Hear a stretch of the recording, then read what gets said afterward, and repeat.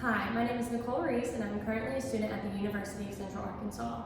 Our research project was on studying women within leadership in the Episcopal Church through a co-cultural lens. My partners in this project were Amelia Mackey and Heidi Mackey, and the reason we decided to study this topic is because all throughout American history, seeing a woman in a leadership position is rare. There has been plenty of study done on women in the workplace, but there has been little recognition on women who hold leadership positions within the church. Our research is based on Orbe's 1996 co-cultural communication theory. This theory looks at the communication patterns and strategies that a marginalized group or a co-culture uses when interacting with the dominant group. Orbe does state that women are in fact a co-culture. So we decided to study women in a workplace that is more often than not dominated by men. Walker and Ortiz 2015 states that women are often subordinate to men in the workplace. The church has a long history when it comes to women holding a leadership position. The church is actually a workplace with predetermined roles based on your gender. So we decided to study the Episcopal Church. This is because the Episcopal Church allows women to hold any position that a man can. Men can be rectors, bishops, priests, and presiding bishops, and since 1974, women have been doing the same. Our researcher is here to answer the question, what communication strategies do women leaders use while interacting with the dominant group in the Episcopal Church? The method we use is the phenomenological approach. This approach looks at lived experiences of individuals and how through those experiences they relate to the world. Through this process, we were granted IRB approval and conducted 3 in-depth in-person interviews with our co-researchers who each hold a leadership position within the Episcopal Church. We then transcribed each of these interviews and began the coding process of highlighting recurring themes and trends. Of this, we began the analysis process, and 5 trends then emerged into 2 themes. Our first theme is collaboration or collegiality. All 3 of our co-researchers use a collaborative approach as their leadership style. One of our co-researchers stated, "Of course my preference is to work collegially with all the staff here.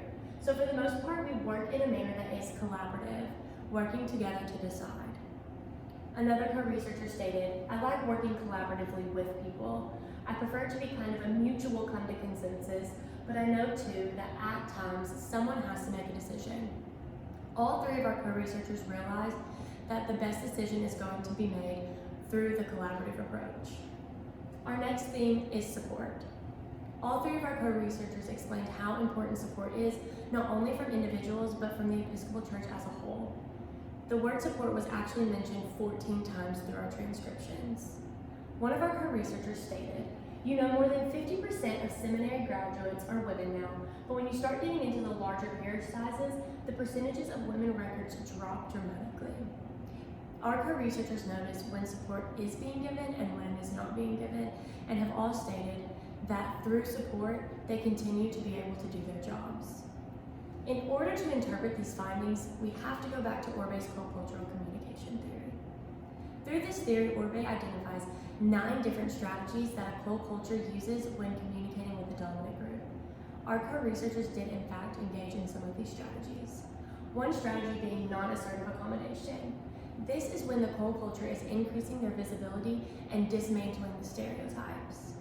Through collaboration, our co-researchers were able to increase their visibility, showing that they can and will work together with the dominant group, and dismantling the stereotypes of women not being able to work with the dominant group of men.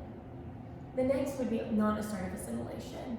This is when you put an emphasis on commonalities with the dominant culture, you create a positive face, you avert controversies, and you're censoring oneself. Through support, our co-researchers were able to keep a positive outlook on the job that they were doing, and then they were able to prove that they are capable of this job. In conclusion, this study reveals the communication strikes that women are making and how these strategies are helping them succeed, not only in the workplace alone, but specifically in the workplace within the Episcopal Church. We believe that although women are in a position that is dominant, they are still having to use co-culture communication strategies in order to communicate with that dominant culture. Thank you.